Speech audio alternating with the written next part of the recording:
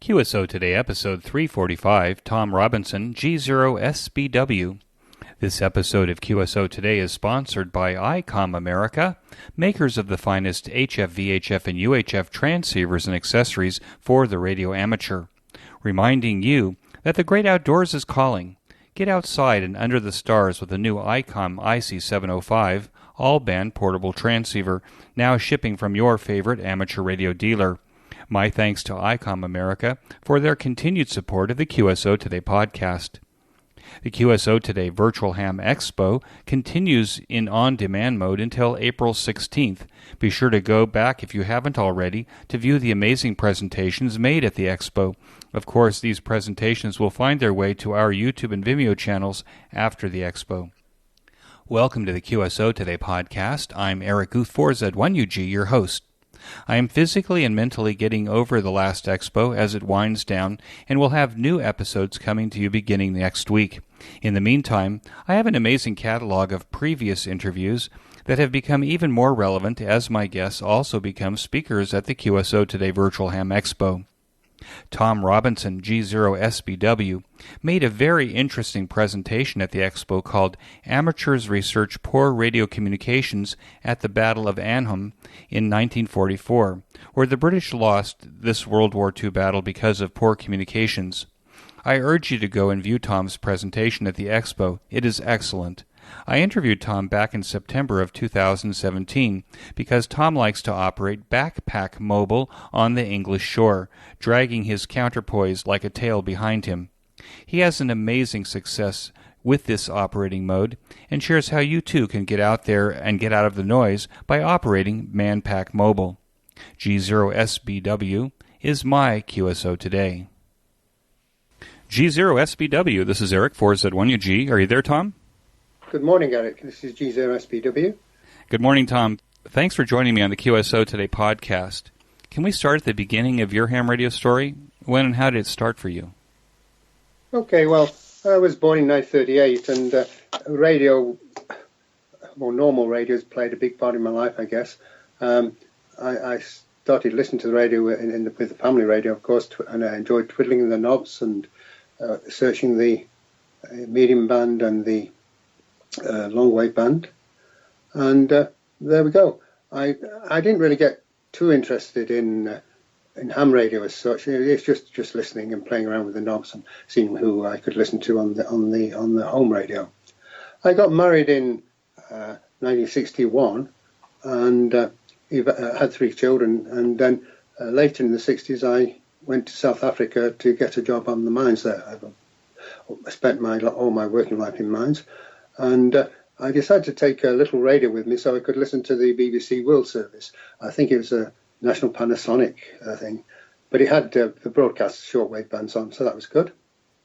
And I listened to that for a while. And then after I was working in South Africa, I was seconded to another mine to do a particular job there, and I had to live in the single quarters at the other mine. And also living in the single quarters was another guy, electrical engineer. And he was a radio ham. His name was George Bellingham. And, now I really regret I can't remember, although I've looked for it as well, I can't remember his call sign. But he was a radio ham, and effectively he was my first Elmer. He told me about amateur radio, what he did. And then one week he went home and came back the next week with his radio. And he gave me a demonstration using his ham radio.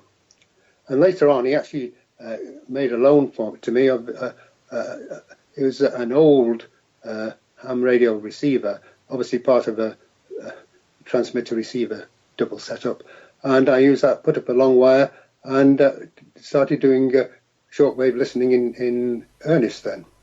Do you remember what kind of receiver that was? I have an idea it might have been a Collins, but I'm not sure on that. Can we go back just a little bit to the period of time that you were actually listening as a kid?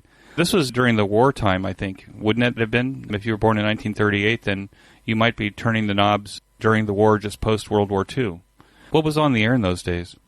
Well, it was mostly the news from my dad was he was too old to be enlisted in the army, but he actually fought in the First World War, so he was very keen in getting the latest news from the front and what was happening there.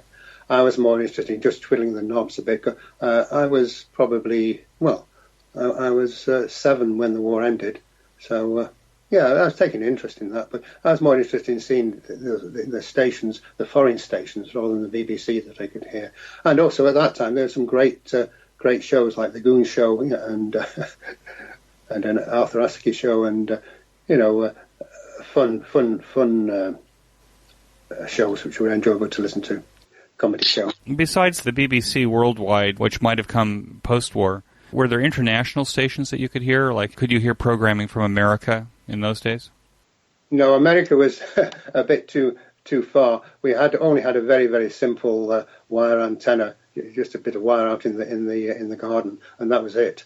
So no, nothing distant. But there were some strange, exotic names on the dial, which I often tried to listen to, but was never really successful on that. Now, you went into mining. That obviously was post-war and into the 50s. What kind of degree did you get in mining, or how did you end up in the mining business? Well, I actually it's hard to explain this one, but I went into the mines because I was studying something else, and I made a complete mess of it. So I thought, oh, well, I can't ask my father or my family to spend any more money on my education. So I went into the mines to earn some money. And I started studying at night school, mining, and then I got day release. I sort of took 1 day a week off work, which I was paid for, to go to technical college. That was a bit difficult when I was on night shift because it meant I had to effectively be awake for 24 hours. I had to do my shift and then go to night school. If I was on nights, do my shift at night time, then get on a train and go to Wigan, to the Wigan Technical and Mining College, and do my classwork for the day, then come back and have a long sleep. But that was good. It's these days they say it was character building, but I guess I must have been 17 or 18 or something like that at the time. It didn't really bother me, other than falling asleep coming home on the bus. And one day I went to work after I'd been to college first time and then went to do the night shift. I went to work with one black shoe and one brown shoe, so I must have been tired. What kind of mines are in England? What kind of mines were you working in? Well, I was 100% in coal mining, but now there's no coal mines left. When I started working in, that would be 57, there were over 1,000 coal mines, and over 1 million people were employed in the coal industry. Now there's zilch. Absolutely amazing. So you took the opportunity to go to South Africa because the coal mining industry was going down in Great Britain, and you were in mining, so you looked for another opportunity? That's exactly it. It was quite clear that if you use the expression "waiting for dead man's shoes" in the mining industry at that time, this would be in the middle 60s. And excuse me. So I had a young family, and my wife had relatives in South Africa. Her elder brother had been there, was there, and her sister was there who had married a South African. So it seemed natural to go there and give it a try. How did you find South Africa in those days? I was there in November and got a chance to visit the Pilanesberg Wildlife Park. But we passed mines on the way from Johannesburg, and it appeared to me that mining operations are out in the middle of nowhere. How did you find South Africa and mining operations there? I found it absolutely amazing. I was really the difference in culture. I mean management culture. It was very much a case that you were given a go. If you did it, you got the job, and if you didn't do it, you were out. It was, I suppose you might call it almost a bit Wild Westy, but not really. They're very, very sophisticated miners, and in fact, those mines that you went past, I helped design. They were the big coal mines there. I helped design some of those, and when I was there, when I started working there were no surface mines at all. It was all underground mining. But as I sort of went up from being a learner miner, I didn't have a first degree. I just had a high national diploma, and went through the management system there, and gradually got better jobs. It was a wonderful place to be. We didn't have any problems whatsoever colour problems, you might call it that, but no problems whatsoever. Well, we can talk about mining forever on this one. You had a great time there for the time that you were in South Africa, and then you came back to England. What did you do in England when you came back? I was driving from one of the big mines that you'd passed and probably seen to Johannesburg for a head office meeting. And the chap who was driving me, while I was driving him, my companion in the car, had been a lecturer at the Camborne School of Mines in Cornwall. And he said, Tom, you can actually go and do a master's degree now. I said, no, I can't. I haven't got a first degree. He said, yes, they'll accept you on the basis of your experience, and you can go and have a go at doing that. So anyway, I thought about it, and then I did apply. I applied to the Royal School of Mines in London, and I got accepted on a master's degree course. So I went there for a year. It was a full 12-month course, and did the full 12 months. And the beginning was very, very difficult, but eventually I got through okay, no problems. And whilst I was there was towards the end of the course, there was a hamfest at the Alexandra Palace arrangement in North London. So I went there and I bought myself a Yaesu FRG7 and started my shortwave listening again. So that was good. Well, a second good output from going there for the year. Yeah, and then when I finished the course, I was offered a job by a big company based in London to become their technical guru on they were trying to develop coal mines around the world, and because of my experience and my degree, I was offered a job with them. You got your first license in South Africa, or did you wait until you came back to England to get your first license? Well, I knew by that stage, having bought the FRG7 and listening properly to the ham bands, I wanted to become a radio ham. And I started going to a night school class in the area where I was living, in northwest of London. But the job kept taking me overseas for 6 weeks here, 4 weeks there, and things like that. A bit of a troubleshooter job sort of thing. And I just couldn't continue the courses. So I gave it a break and said, OK, I'll just carry on twiddling the knobs and listening. And then as things began to quieten down a bit later on, I wasn't doing as much travelling, I enrolled in a course in the town of Colchester.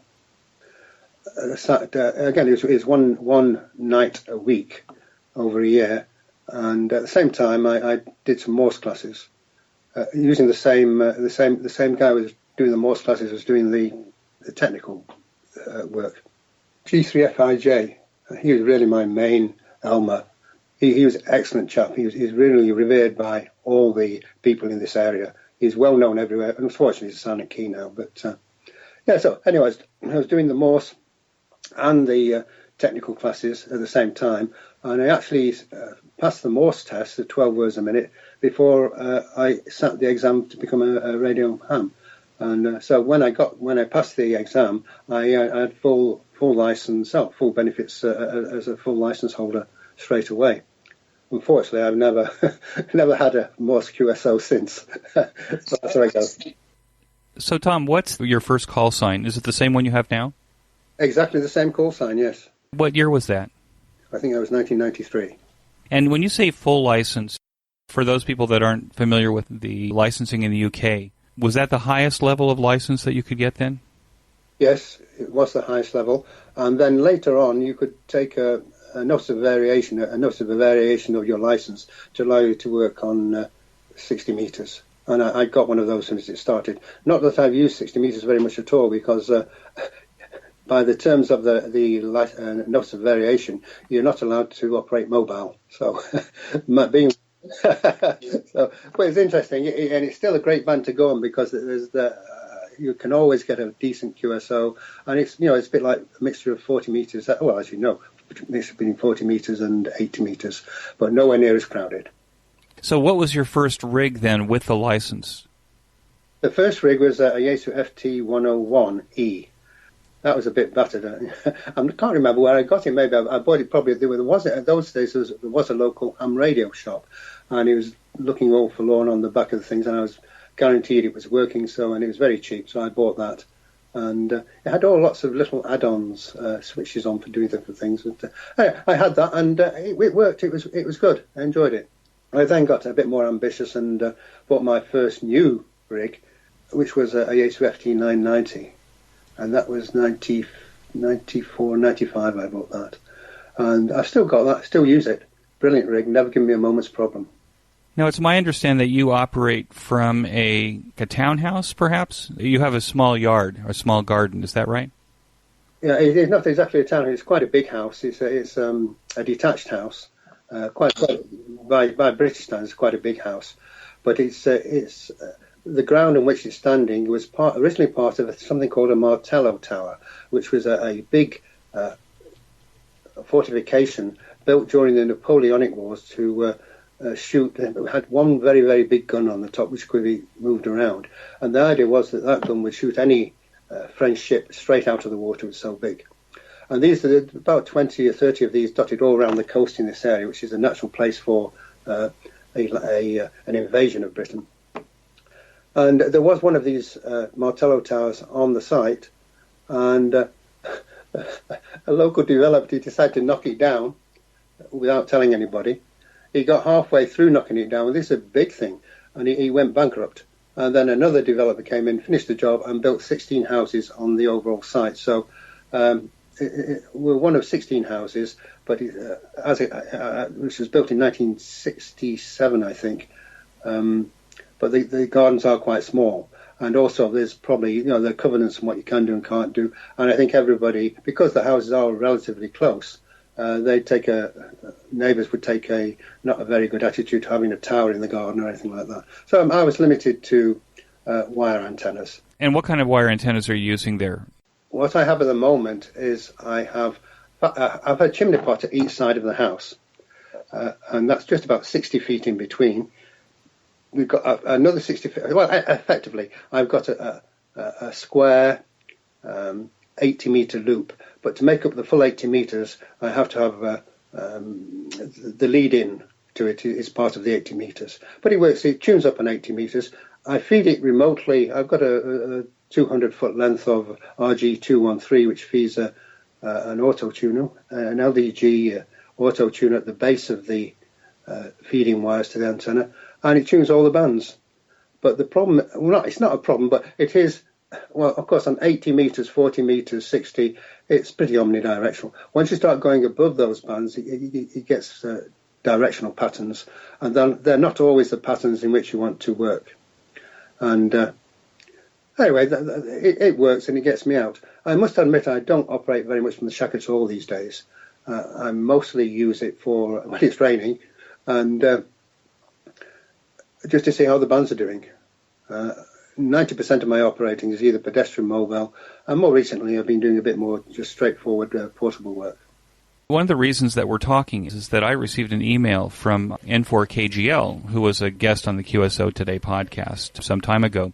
And he's really into portable operations, and of course he brought to my attention that you are into portable operation. How did the portable operation for you start? Well, I didn't have the loop up then, the big loop. I was using simple wire dipoles and the odd delta loop. And I wasn't getting any DX really to talk of. So what I started, I've got a very old 30-year-old camper van, and I fastened to the back of that a vertical antenna, which is about 20 feet long, and fed that with an auto tuner also. And so I couldn't really operate mobile with that, but I used to drive to places which looked interesting, erect it at the back of the van, and operate portable from the van.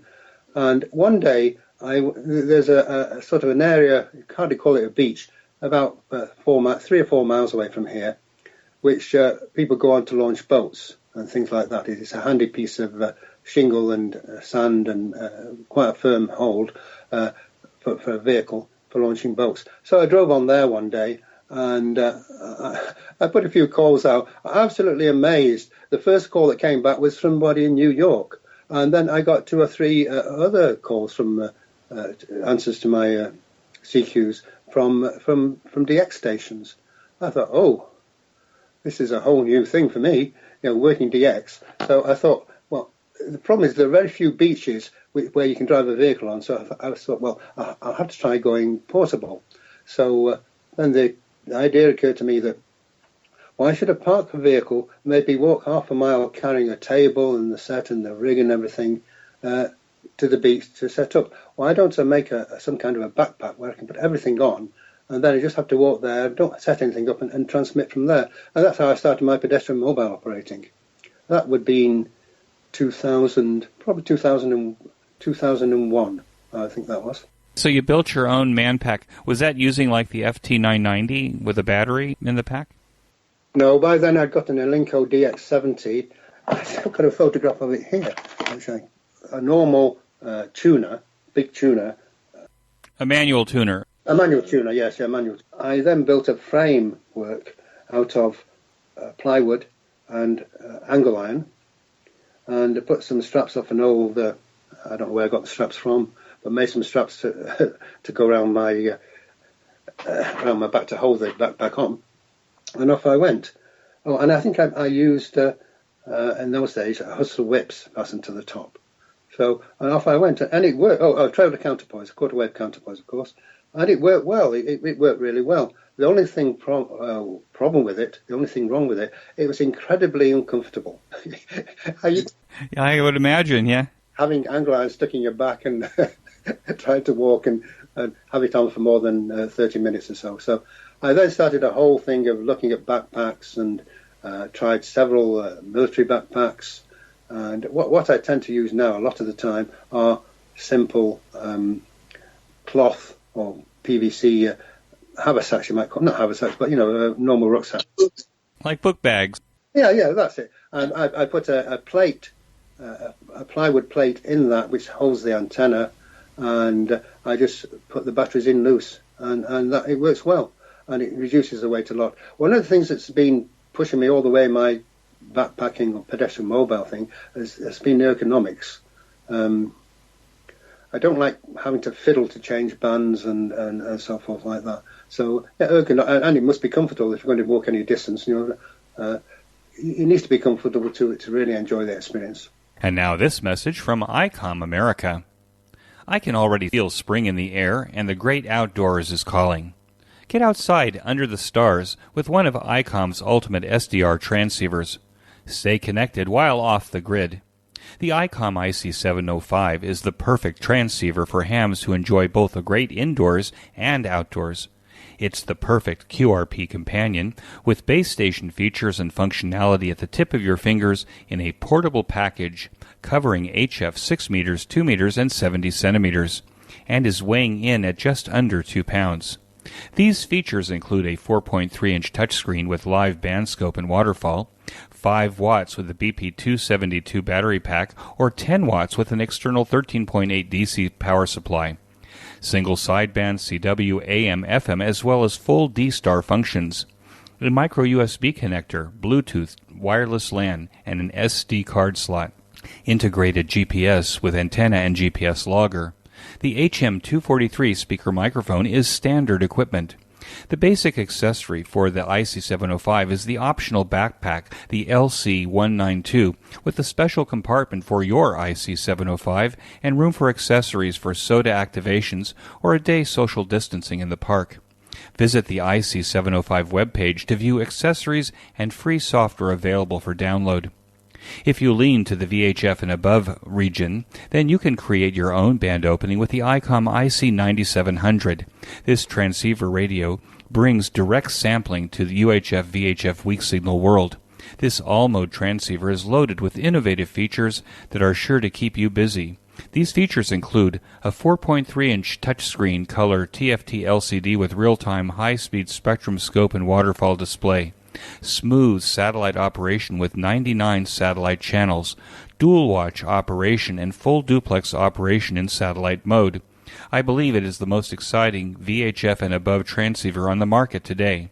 And finally, the ICOM IC7300 is the most advanced HF transceiver in its price class and ideal for the new ham or the experienced ham looking for an upgrade. The ICOM IC7300's high-performance innovative HF transceiver with a compact design that will far exceed your expectations. This innovative HF transceiver digitizes RF before various receiver stages to reduce the generated inherent noise in different IF stages. The IC7300 is the radio that changed the way entry-level HF is designed, and I own one and I think it's brilliant. Its features include RF direct sampling, 15 discrete bandpass filters, large 4.3-inch color touchscreen, real-time spectrum scope, and an SD memory card slot. The real HF fun starts at ICOM. Be sure to buy one of these fine ICOM transceivers at your favorite ham radio dealer, and when you do it, tell them that you heard about it here at QSO Today. And now, back to our QSO. You don't walk out to the beach, find a place, and then pull the stuff out of the package and work on the beach. You actually are pedestrian mobile, right? You're actually operating the rig on your back as you're walking. Yes, exactly that. I mean, I'm getting too old to get annoyed with people now, but I often wonder about the word pedestrian mobile, and people say they're pedestrian mobile, and they've got all their kit on a trolley, and they pull the trolley around and then stop and operate. You know, what I do, I drive to a likely place, get out, put the backpack on, and off I go. I go walking, and the last big walk I did was 8 kilometers long. I was operating all the while. I actually made a YouTube video of that. I can talk about that later, but that's available. And you can see where I went and what I did and who I spoke to on that. Okay, so we'll post a link to that YouTube video. How has the backpack and the rigs, how have those evolved over time? Well, I've tried to go lighter. I don't enjoy lugging a big battery around. Now, a lot of people, even now, say, steel lead-acid batteries are the way to go. Well, they're not. Very early in my pedestrian mobile life, maybe as early as 2001, I changed to model racing car batteries, nickel metal hydride model racing car batteries, which for the same capacity as a steel lead-acid battery are only half the weight. And the other thing is they give you 13 volts, 12.8 volts all through their life, whereas a steel lead-acid battery, there's a lot of voltage droop, sag or droop. As it gets older, well, as you're taking that power out, the voltage drops. And I find that with modern rigs, which are really based for automotive use, automotive mobile use, they really like a nice, healthy 13 volts, 13.8 volts. If it drops, then they start misbehaving. So I've still got the lead-acid batteries because they're beautiful. You charge them and they stay charged. I use them with my low power in the shack, actually. I'm looking at them now with the KX3 and ICOM 703, FT817. They're all rigs which can easily handle low voltages. So they have a place, but not for pedestrian mobile, I don't think. Okay, so have you modified the rig then? Because you just mentioned, the KX3 and the ASU 817.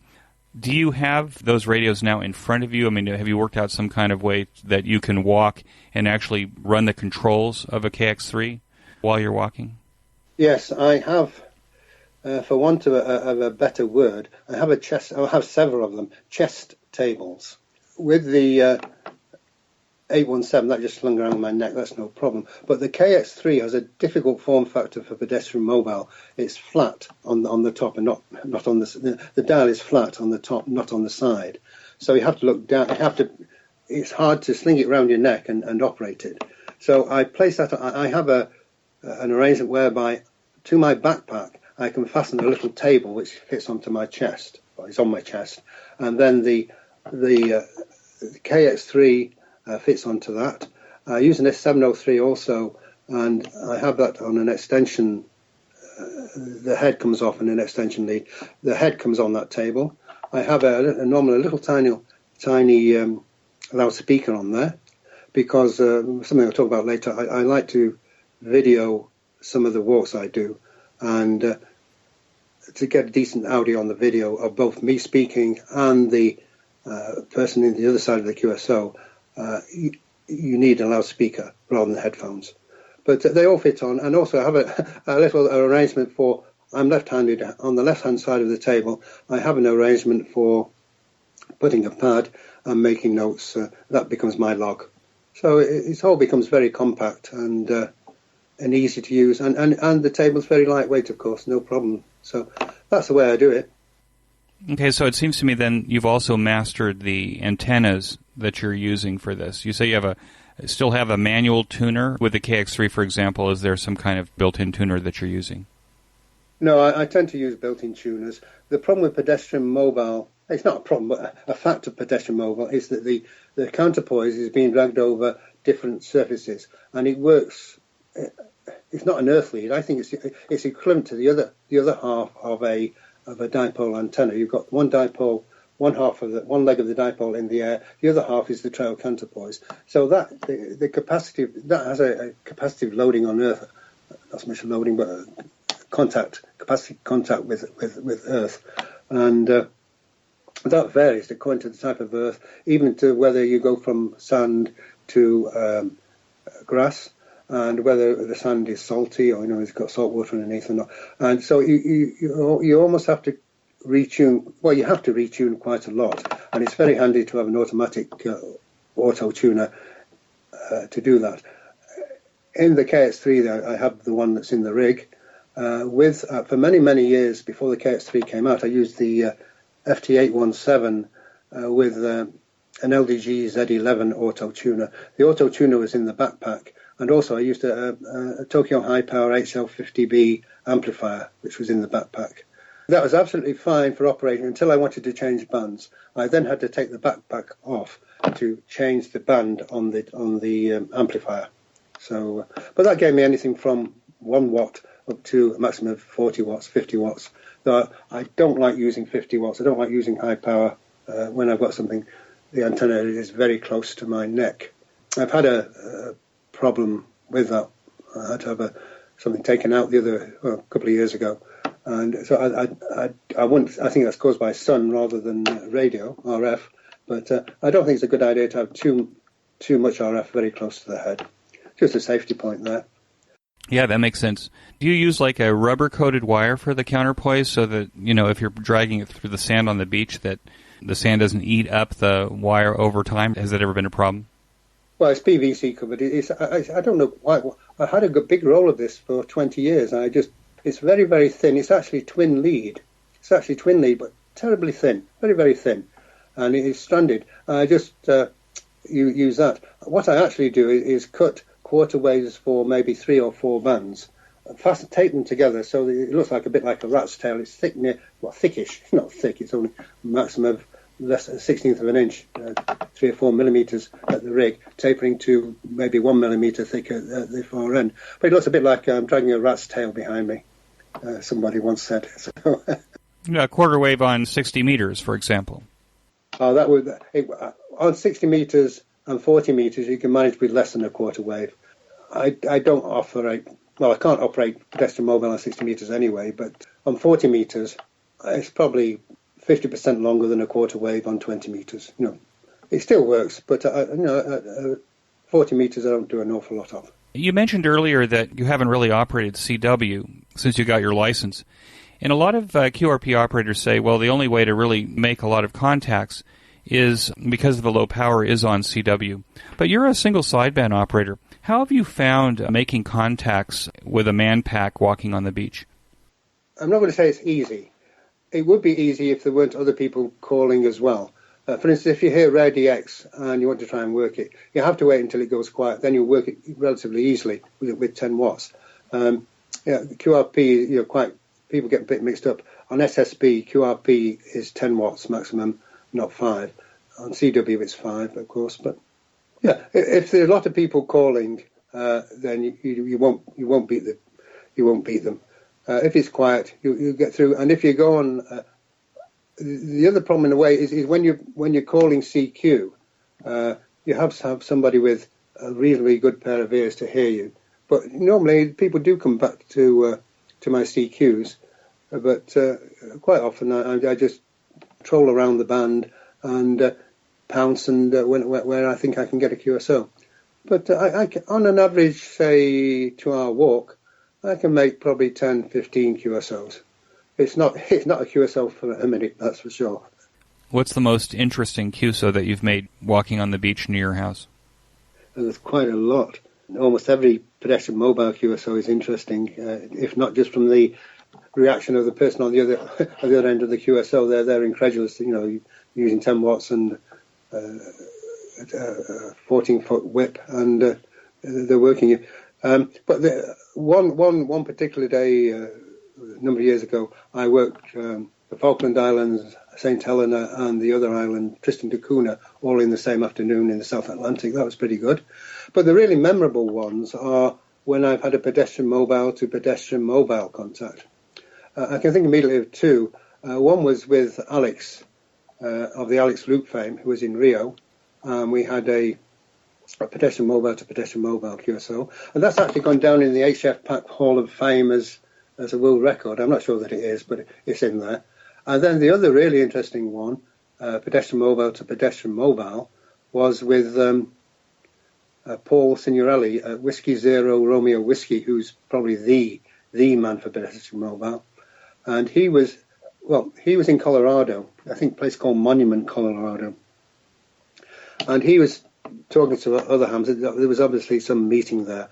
And a ham said, "Oh, I can hear Tom Robinson, G0SBW, pedestrian mobile." Paul put his pack on straight away. He uses a military manpack with a relatively short whip. Put it on straight away, but require maybe 40 watts, depending on whatever he's operating with. He put it on, and he went in front of a baseball, and not very.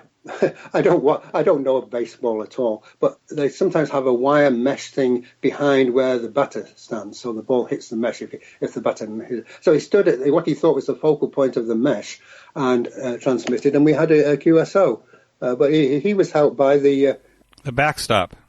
Is that what it's called? Yeah, the backstop. What a great idea! Yeah, other memorable ones was. I'd love to do SOTA, but there are no hills in this area, let alone mountains. So, as a bit of a tongue-in-cheek, I wrote off to SOTA and said, I'd like to start a subgroup called HOTA. That's, instead of summits on the air, this would be hollows on the air. And I made a point of going and operating from the lowest point in the United Kingdom, which is 6 meters below sea level. This area is very much like Southern Holland, very, very low. And then the other... So I'm starting to collect places low where I'm operating from low spots rather than high spots. The other one which I've done was Death Valley, and that was absolutely amazing. I can't remember the name of the place. We stopped overnight in Death Valley. That the place had a very, very green golf course. Excuse me. So I decided to walk around the golf course and operate pedestrian mobile as I was doing that. And I wasn't actually standing on the green, but I was standing close to the green, and suddenly all the sprinklers went on, and I got wet through. So I then moved to the other green, and below me, the sprinklers came on there. So I went to 2 or 3 more, and the sprinklers followed me around. And apparently it was the security guards trying to chase me off the golf course. Nobody was playing there at the time, but I think it was under repair, or something that they call it like that. Now, the interesting thing about this is that as I was in QSO with... Joe, Whiskey 5 SAN, who, believe it or not, was bicycle mobile at the time. So we had a pedestrian mobile to bicycle mobile QSO going on. I was being chased around the golf course by water jets. And the really nice thing is that Joe actually recorded it all. So I've got a little recording of that, which is it's a scream. Well, to me it's a scream. Maybe to other people don't see it funny at all. But I thought it was absolutely hilarious to have that QSO. Would that community have been Ridgecrest, California? No, it was actually in Death Valley itself. I think it was called the Death Valley Rancho or something like that. Oh, interesting. Oh, how about that? As you drive through Death Valley, you pass this place which is beautiful green compared to the rest of it. I was thinking the next place for me must be the Dead Sea. So it sounds to me like you've taken your manpack at least to California. Have you taken it to other exotic locations around the world? Well, so I have some family. My daughter lives in Germany. It goes there quite a lot. Operating there. Quite a lot of hills near here, so that's good. And I generally, if I'm travelling, I like to take it with me. It's been to South Africa, not that I did much work there with it. And I took it on a cruise up the Norwegian fjords to the right north, or almost to Murmansk, almost to Russia, straight up way beyond the Arctic Circle, and tried to operate a bit from there. I got a few QSOs, but not much. Did you operate from the ship, or did you wait till you got off the ship and work on land? I did both. I spoke to the captain of the ship, and he said, no, it's fine. I found a little place at the stern and operated from the stern. I'm not sure whether... I was hoping that maybe the superstructure of the ship would act as a reflector. I don't think it did. And you didn't connect with an alligator clip or something like that to the hull itself? No, on that particular time, I was using actually I was using an Alex loop antenna, a magnetic loop, rather than just holding it that in my hand, rather than a whip. A whip would have been a bit unwieldy, going up and down the decks and under the, it would have been too long to operate nicely there. How would you compare the loop antennas, the magnetic loop antennas, whip antennas for a manpack operation? Well, they're harder to hold, of course. With a manpack, normal manpack operation, the antenna's stuck on your back and you don't know it's there. You have to hold the magnetic loop. One thing I've got the Alex loop still, of course, and I've actually built two other loops, do-it-yourself loops. And they're basically following the designs of Peter Parker, VK3 Yankee Echo, who I think has also been on your... Yes, he has. Yes, yeah. And I've been very impressed by the magnetic loops. They're not as easy to deploy as I said to the antenna fastened to your backpack, but they're extremely quiet. I really enjoy using them. And they have exactly the same benefit of operating near saltwater. They have a very low takeoff angle, like a vertical whip. A magnetic loop exhibits exactly the same phenomena. So you can actually work a lot of DX with the loops. So I have two loops. One is the same size as an Alex loop, which is good. And I have one which is quite a bit bigger. And that was really designed and built to operate on 40 meters and operate portable on 40 meters. And this is the big loop, the big antenna, the big magnetic loop to operate on 40, 80, and 60. And it does. Yeah, I'm quite impressed with them, but the big loop is definitely a portable operation rather than pedestrian mobile. And the smaller loop, it's easier to use a vertical. And I'd say the magnetic loop tends to outperform just a little bit the vertical whip. Let me take a quick break to tell you about my favorite amateur radio audio podcast, and that's the Ham Radio Workbench podcast with George, KJ6VU, Jeremy, KF7IJZ, and it now includes Michael Walker, VA3MW, where they pursue topics, technology, and projects on their ham radio workbenches every 2 weeks. The group documents their projects and makes circuit boards available to their listeners. They have interesting guests and go in deep. Jeremy may complain about the overall length of the podcast, but friends, let me tell you that I could listen to it all day, and that's good. Even if you are a seasoned ham radio builder or just getting started, be sure to join George, Jeremy, and Mike now for the Ham Radio Workbench podcast on every podcast player. Use the link on this week's show notes page by clicking on the image. And now back to our QSO Today. The last time I was visiting my friend Wayne Burdick, N6KR, who created the KX3 and all of Elecraft products with his team out there in California, he was complaining that he also loves to operate pedestrian mobile, but he hasn't found the right vertical antenna to go in his backpack that's long and kind of invisible so that the neighbors in his neighborhood won't call the police on him. Have you come up with the right kind of vertical antenna technology for a manpack that would work better, but it's light and almost invisible? Yes, I have. But just before I come back to that, you mentioned Wayne Burdick. Funnily enough, I have one of his very early kits before Elecraft was done. I have a Norcal 40A, which I bought 1993 or 1994 with the intention of building. It's not built yet. That's one of the things I look forward to doing is building that kit. And it's a CW only kit, so coupled with that is my plan to do more CW, or to do CW, not more CW. I haven't done it before, and I'm actually attending a course in October. This is a local course run by the Essex CW Ham, a separate group, and they're running a boot camp, a Morse boot camp in October. And I put my name down and pay the money. I'm attending that, so I'm pretty serious about it. I am doing on-air classes with local hams. For more, so something I'm looking forward to doing. Bit old to do it, I guess, but I know. Oh, you're never too old. Yeah. So what's the antenna, the vertical antenna that you've come up with? The vertical antennas. Now, the vertical antennas that I use are all ex-military whip antennas. The one I use most was actually manufactured in 1944, so it's nearly as old as me. I went to a few years ago. There used to be a local army surplus shop here, not too far away. I went in there, fiddling around, and behind some cupboards and things, I found a pack of about 8 whip antennas. I didn't know they were whip antennas, but they were. And I asked the guy, and he said, no, they were all wrapped up in wax paper. So I asked him what were they, and he said, oh, they're antennas. So I said, oh, how much are they? And I think I bought them for less than $1 each. And they're beautiful antennas. I went in and wrapped the wax covering. There's a little note giving the number of it and the date of manufacture, which I think was, I can't remember the month, but it was 1944 was the date of manufacture, and they're in perfect condition. And these are their steel whips, but they're got a copper coating, and they have a length of braid running all the way through so that you can't lose a segment. And it's about 6 or 7 segments, and they fasten together, and they're about 13 foot long when they're fastened together. And they're very, very light, the whip's very whippy. Maximum thickness is the most at 1/4 of an inch, and the thinnest is a 1/16 inch at the tip.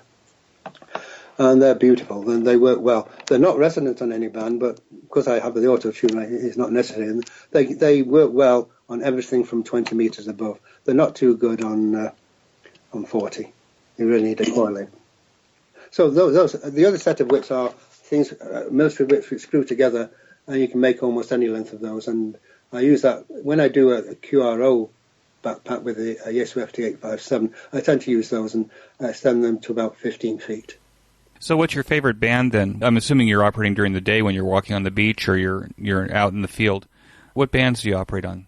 Well, usually, it depends on the propagation, of course, but my favourite band when it's open is 17 metres. Without a doubt, I've had most QSOs, and they're all gentlemen on 17 metres. Other than that, 20 metres at the moment, of course, because you can always get a QSO on 20. 12 metres I've been, in other words, the WARC bands, the walk bands, I tend to like. Because there's less, less shouting going on, and I nearly always have people coming back to my calls on those bands, whereas on 20 metres it's actually quite difficult. I think on 20 metres there's probably more people with big amplifiers talking to each other. Are you active in radar, rapid deployment amateur radio? Yes, I am. I'm very active with that, and I find that a fascinating concept. I've joined that quite well. I've been in that now about 3 years, I think. Maybe slightly longer. Definitely 3 years, I think. And I joined the annual. Well, not annual. It's 3 times a year. It's not really a competition. It's a get together that they have, and I do pretty well in those. But I'm not sure. It's a bit difficult. The idea is that you walk a certain distance, then have 5 QSOs and walk again. Because I'm pedestrian mobile, and effectively I don't see the point in doing that. I may as well transmit all the time I'm walking. So I sometimes get more QSOs than the other guys, but I'm not sure they really count the same. I certainly get more intercontinental QSOs. One of the things of walking on the beach is that because of the low angle takeoff, DX is relatively quite easy. It's very rare when the band is open I do not have a contact, a couple of QSOs to the United States. And you're walking on the west coast of the UK.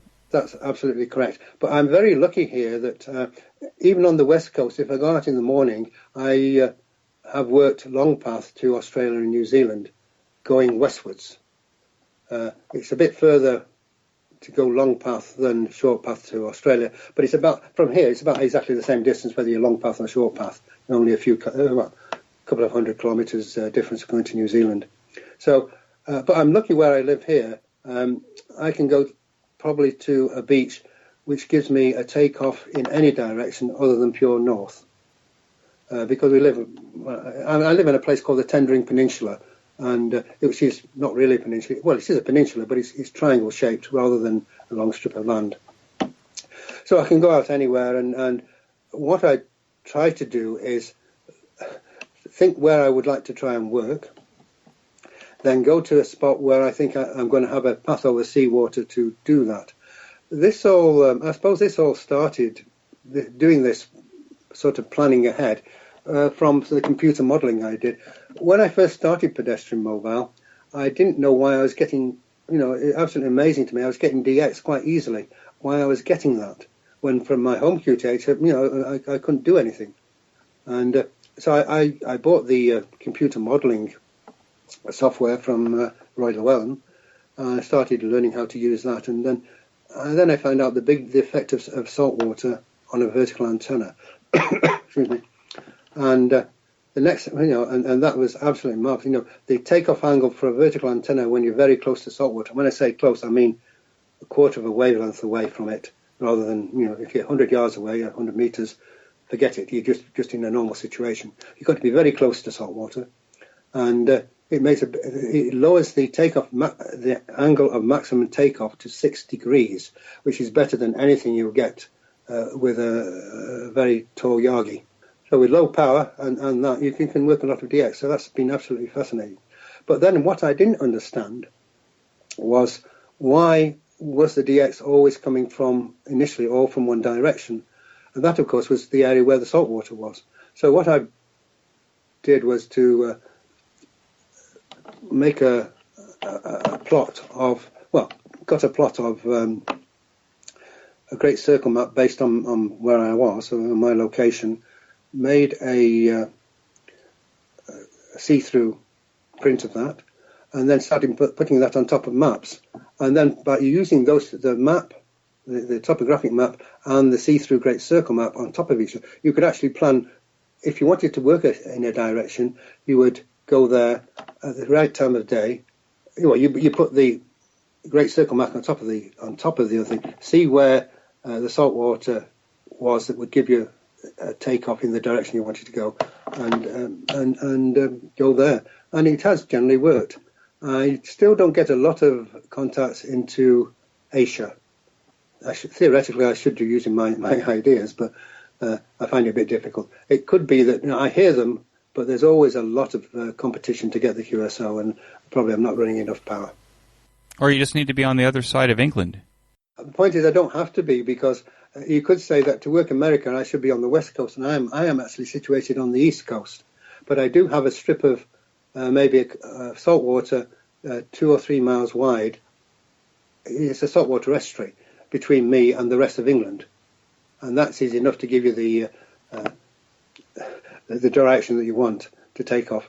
In fact, I have a line of sight almost directly up a saltwater creek which goes to San Francisco, and quite often when HF Pack have a get-together, I can go there on the shore there and work Bud, Whiskey 3 Fox Fox, who normally has a big antenna. He's running the net there, and I have worked him quite a number of times from here. He's not actually in San Francisco, but he's in California there. Do you literally work barefoot like Peter Parker? Are you walking barefoot in the water and pulling the counterpoise behind you? No, unfortunately, we don't have beaches the same as Australia. This area, our beaches have a lot of oysters and old oyster shells, and they're as sharp as razors. So I walk. The other area I walk beside the beach is actually the salt marsh, which is actually grass, but it's covered twice a day by salt water, so it's got a lot of, there's a tremendous amount of salt water there. So I don't, and I wear boots anyway. I protect my feet. One thing actually I think it doesn't make a lot of difference. In the area that I use mostly, we have a little jetty, and I can walk along that. The jetty is only half a metre above sea level. I can walk along there and drop my counterpoise into the salt water, and it makes absolutely no difference doing that to walking very close to the salt water on salt marsh. No difference in anything. So I don't think you get any real benefit from dangling stuff in the salt water. One of the interesting things I'm halfway to doing, I used to do a lot of sailing, but since my daughters and went off and got married and so forth, and my wife is not a sailor, didn't enjoy it, I've had to give up sailing because I don't have any crew. But I've taken up kayaking, and one of the things I plan to do this year or next year, I've been saying this for a couple of years now, is kayak mobile. And I've already converted an old canoe, which I can put a fishing pole mast in, and then I'll use the 817 in a waterproof bag from there and see what I can do as kayak mobile. And technically, I am actually, because the ships do use the creek close by, it's actually technically really maritime mobile rather than just kayak mobile. So that would be interesting to have operated as a G0SBW maritime mobile. But that's a job in hand. But the reason for saying that is that to get be a vertical antenna, to get the earth side of that, I intend putting foil sheeting on the inside of the kayak and bonding the earth strap to that. I'm sure that, and then you'll have a capacitive contact with seawater. I'm sure that would do just as well as or I could dangle a counterpoise into the water, I suppose.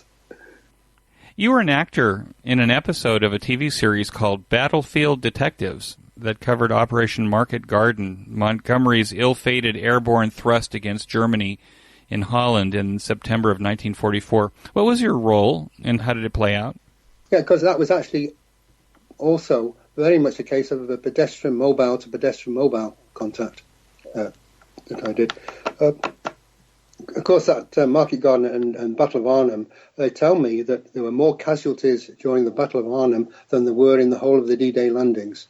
It was a terrible defeat for the British Army and the Parachute Regiment, which at one time I was a member of. But anyway, the Battlefield Detectives are supposed to, they looked at battles gone by from a forensic point of view, you might say. And one of the things that people said regarding the battle was that the British radios didn't work, and that was part of the reason why that they lost the battle. The other reason, of course, was that they happened to drop a whole lot of lightly armed paratroopers into the middle of a German panzer division that was on rest and recuperation. So it doesn't go. They don't mix too well. And but anyway, my role in that was to and with another local guy, Peter, G8BLS, now sadly as of the end of last year, Silent Key, but we went out there and was to try and recreate the actual operation of the British radio sets that the paratroop battalions were carrying and using. They didn't work very well, and there's a lot of acrimony saying they were the wrong radios for the job and this, that and the other, and they were wrong, faulty or something like that. But we were there to try and recreate. Well, we did. We walked the route that the parachutists went from the drop zone to the bridge on, and of course they made the film A Bridge Too Far about the whole battle. But we walked that and tried to talk to each other as we were going, from trying to recreate the effective comms that were being used in the battle, and we experienced exactly the same thing on the dropping zone. And we're talking really about on this a quarter of a watt of AM on effectively top band. Yeah, we were talking to each other on that, and we had exactly the same situation that they had during the battle, that it was fine, short distance, but as soon as they got into a built-up area and a heavily wooded area, we couldn't speak to each other at all, whilst we could on using VHF quite easily. So, that was a very interesting thing to do. The idea was that a fellow ham, who was the technical advisor to the company making the film, suggested that I might be able to help them out as I was operating pedestrian mobile, which was exactly the same as the paratroopers were doing. They were operating pedestrian mobile as well. They were carrying the radios on their backs as they were advancing to the bridge. The company asked me whether I'd be happy to do it, and I said yes. I then recruited Peter G8BLS, and we had to try and make a radio or a radio system that would replicate the effects of replicate the military radios that were used in the battle. And we found that the ICOM 703 could do it exactly as required, produce the quarter watt of AM, and also because FM sets were being introduced at about that time, 1944, we could also operate FM with it as well. So we could replicate the radios that were actually used during the battle. So we did that, and it was fascinating. Peter went on after the end of that episode, not the episode of the series, but the end of that particular period, went on to do an awful lot of work on why the radios didn't work. And he came up with the definitive answer, I think, Unfortunately, he died before he could get it published. I don't think it's been published yet. We're hoping to get that published, but absolutely fascinating. Nothing to do with the radios. Well, nothing to do with the radios or the operators of the radios. It's purely a problem of the ground and the terrain over which they were operating. It says a lot about, then, if you're pedestrian mobile, what kind of ground you're operating on. Very, very much so. One of the fascinating things I find is this mixture of ground topography, closeness to the sea, ground type conductivity, and the mixture of those, and also man-made structures such as the baseball stop, the end stop, how they all interact and affect your signal. And there's a lot of, I guess, not scientific work, but technical studies could be done in that area. But nobody seems to be doing them, and I'm not sure I could do them now. But I think that's a fascinating part of the radio hobby, which we don't do too much. What excites you the most about what's happening in ham radio now? I think it's the proliferation of people who are doing portable work, pedestrian mobile work. They're moving out of the shack and enjoying themselves outside. When I first started pedestrian mobile back in 2000, there was only one group of people, more or less, who I could find who were interested in it. There was the Livewire Yahoo group. We were quite I belonged to that in 2001, and then Bud Whiskey 3 Fox, who was also on that group, suggested I might want to join the HF Pack group, which had just been formed. And really, there was only the people involved with that who were doing a lot of it. Since then, there's lots and lots of web pages and social media sites and things, all to do with QRP operating, field work operating, and all that. Because up to then, field day was taking out a big amplifier, a big rig, and a big mast, and rather than just simple operating, and getting the fun and enjoyment out of simple operating. I think that's been the really good thing. I think interesting about the current situation in ham radio. Well, I think on the one hand, HOA covenants keeping people from putting antennas on their houses, which is proliferate across America, for example, and probably this is true in Britain as well, has really helped to put hams out in the field. I think they're discovering joyfully that working from the field is actually a lot of fun. I would say, I haven't got any numbers, but I would say at least 95% of my operating time is outside and not in the shack.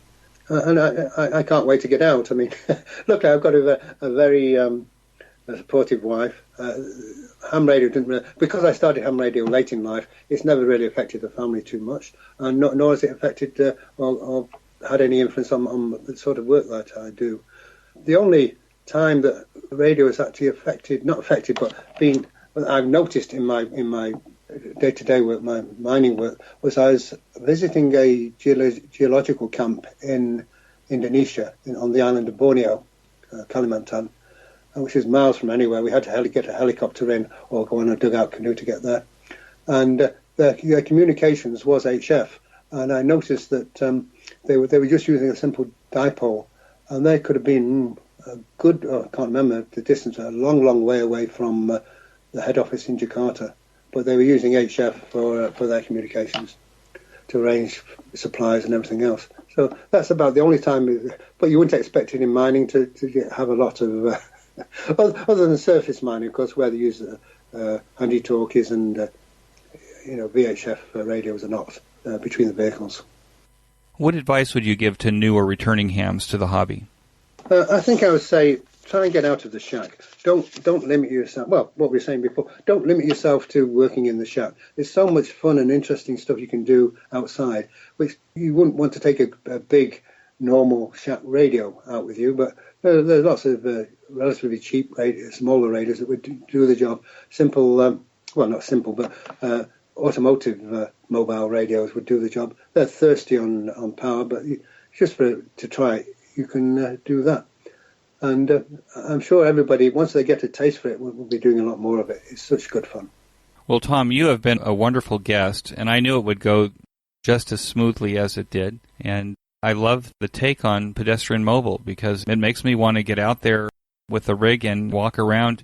I've got an old Kelty backpack frame that I've never used, and it seems to me that this is just the right thing to use to get myself out in the nature and walk around with a tail behind me to work the world. So with that, I want to wish you 73, and thanks so much for coming on the QSO Today podcast. For inviting me along. I've enjoyed. I always enjoy talking about things I love. 73. 73. That concludes this episode of QSO Today. I hope that you enjoyed this QSO with Tom. Please be sure to check out the show notes that include links and information about the topics that we discussed. Go to www.qsotoday.com and put in G0SBW in the search box at the top of the page. My thanks to ICOM America for its support of the QSO Today podcast. Please show your support of ICOM America by clicking on their banner in the show notes pages. You may notice that some of the episodes are transcribed into written text. If you'd like to sponsor this or any other episode into written text, please contact me. Support the QSO Today podcast by first joining the QSO Today email list by pressing the subscribe buttons on the show notes pages. I will not spam you or share your email address with anyone. Become a listener sponsor monthly or annually by clicking on the sponsor buttons on the show notes pages, or use my Amazon link before shopping at Amazon. Amazon gives me a small commission on your purchases while at the same time protecting your privacy. I'm grateful for any way that you show appreciation and support. It makes a big difference as I head towards episode 400. QSO Today is now available in the iHeart, Radio, Spotify, YouTube, and a bunch of other online audio services, including the iTunes Store. Look on the right side of the show notes pages for a listing of these services. You can use the Amazon Echo and say, "Alicia, play the QSO Today podcast from TuneIn." My thanks to Ben Bresky, who edits every single show and allows both this host and my guest to sound brilliant. Thanks, Ben. Until next time, this is Eric, 4Z1UG, 73. The QSO Today podcast is a product of KEG Media Inc., who is solely responsible for its content.